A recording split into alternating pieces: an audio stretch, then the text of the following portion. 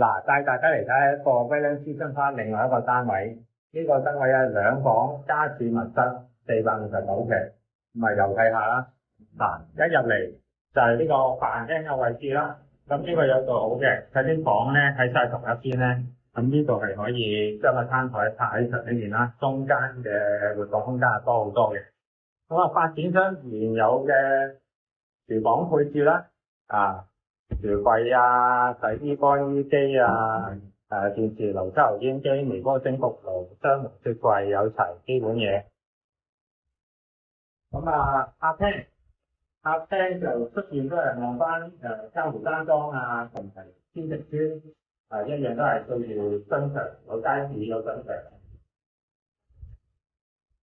係啦，咁啊，我哋入嚟睡房呢度睇下。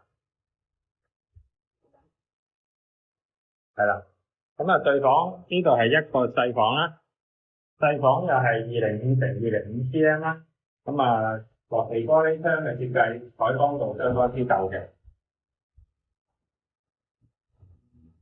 係啦，跟住我哋行後少少，跟住睇下洗手間。洗手間咧同其他洗手間一樣啦，幾光嘅設計，但係呢個咧係少有明廁嘅設計，有窗。出邊咧，而且個窗咧唔係嗰啲天井位嚟㗎，係新鮮空氣嚟㗎。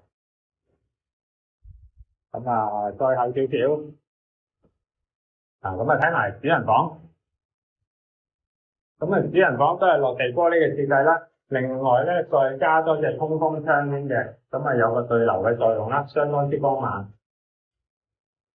咁啊，到咗呢個儲物室。儲物室兩邊都有窗，有冷氣，咁啊你可以用嚟做書房啦，儲物室又得，做衣帽間都得嘅，咁啊隨你點用啦。